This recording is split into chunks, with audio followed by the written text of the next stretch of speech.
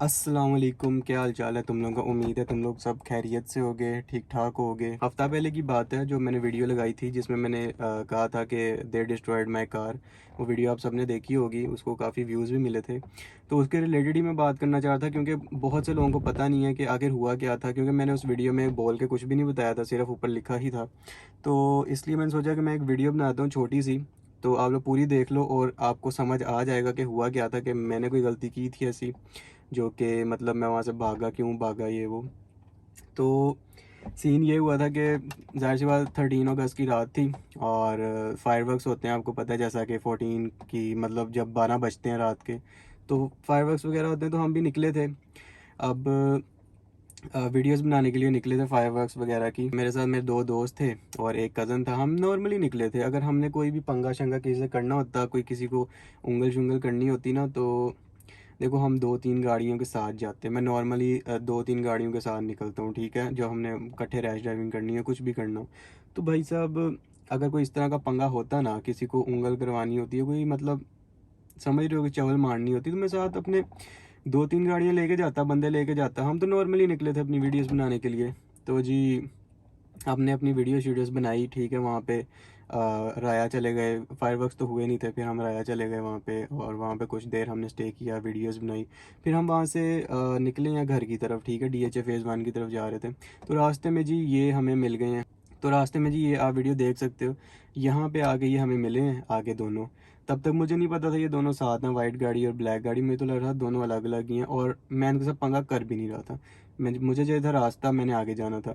अब ये दोनों, एक गाड़ी आगे थी मेरे और एक साइड पे थी, लेफ़्ट साइड पे। मुझे दोनों रास्ते ही नहीं दे रहे थे। राइट वाला जो, सॉरी, लेफ़्ट वाला जो था वो ना आगे और था ना पीछे हो रहा था। हालांकि उसके बाद आगे भी जगह थी, पीछे भी जगह थी। मुझे आगे ही नहीं जाने दे रहा था, लेफ़्ट साइड को होने ही नहीं दे रहा था।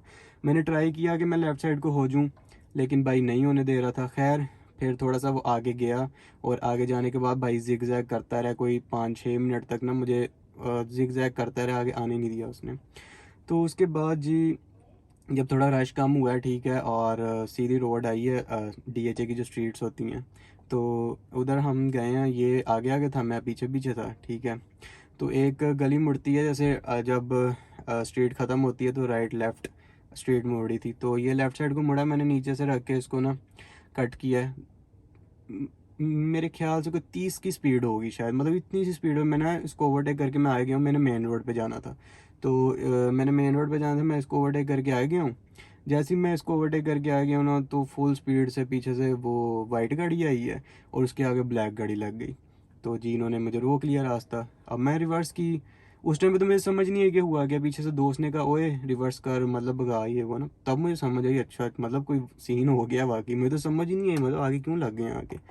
तो उसके बाद मैंने भगाई है गाड़ी रिवर्स करके। ये पीछे लाता रहा, पता नहीं मारने की कोशिश कर रहा था, क्या कर रहा था। तो खैर रोकने की कोशिश कर रहा था, तो मैं भगाई है, और तकरीबन 1-1.5 किलोमीटर तक इसने मेरा चेज़ किया CHR वाले ने। तो जी एंड पे आके, अब क्योंकि आपको पता है DHA की स्ट्रीट्स में बहुत ज़्यादा स्पीड ब्रेकर्स होते हैं। हर टर्न के ऊपर हर टर्न के ऊपर इन्होंने स्पीड ब्रेकर बनाया होता है। तो अब मुझे तो स्लो करनी पड़नी थी मजबूरन, क्योंकि मेरी गाड़ी है थोड़ी डाउन, CHR इससे थोड़ी ऊंची है। तो खैर वो मुझे पकड़ नहीं सका स्ट्रेट पाथ में भी, और मैं भगाता रहा हूँ। लेकिन एंड पे बिल्कुल जाके ना स्पीड ब्रेकर थोड़ा ऊंचा सा था बना हुआ, ठीक है। तो वहाँ पे मैंने अपनी गाड़ी थोड़ी ज़्यादा स्लो की, इसने कम स्लो की थी, जिसकी वजह से उसको एडवांटेज मिल गया लेफ़्ट साइड से आगे निकलने का। खैर वहाँ से भी मैंने आगे निकल जाना था, बस मसला ये हो गया कि मेरे आगे भी एक कोई रैंडम गाड़ी आ गई थी, या इसकी थी या रैंडम थी मुझे नहीं पता। तो वो आ गई, इसी वजह से मुझे रुकना पड़ गया, और इसको मौका मिल गया, और इसने बिल्कुल आगे आके मेरे गाड़ी लगाई और फ़ौरन निकला गाड़ी में से, और मतलब आया मुझे ही मारने था। लेकिन उस टाइम तक मैंने रिवर्स कर ली थी गाड़ी, और फुल स्टीयरिंग भी लेफ़्ट को मोड़ लिया था, और मैं निकलने ही लगा था वहाँ से कि इसको तो पता चल गया था ये निकलने लगा है। अब वो कर क्या सकता था, क्योंकि डोर्स भी लॉक थे।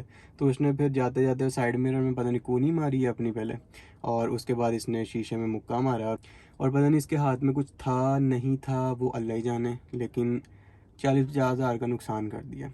खैर वहाँ से मैं भाग गया। तो रही बात FIR की, काफ़ी लोग कह रहे थे आप FIR क्यों नहीं करवा रहे, आप राइट पे हो, FIR करवाओ। तो भाई मैं बिल्कुल राइट पे हूँ, मैं करवाना चाहता भी था, मेरी मजबूरी थी कि मैं नहीं करवा सका, और वो मजबूरी थी मेरे एनुअल एग्जामिनेशन हैं इसी हफ्ते में। परसों मेरा एग्ज़ाम है, यानी कल लेवल के 12 बजे के बाद मैं वीडियो बना रहा हूँ, कल मेरा एग्ज़ाम है। तो अगर मैं एफआईआर कराता, जाहिर सी बात है विक्टिम को इन्वॉल्व रहना पड़ता है केस के अंदर। तो मेरा तो साल ज़ाया हो जाना था, और जो मैंने फ़ीस लाखों की फ़ीस दी हुई है यूनिवर्सिटी में मेरी, तो वो भी ज़ाया हो जानी थी। तो अब मैं ऐसे जाहिल इंसान के पीछे अपना साल तो और पैसे इतने ज़्यादा ज़ाया तो कर नहीं सकता। इस वजह से मैंने केस नहीं करवाया।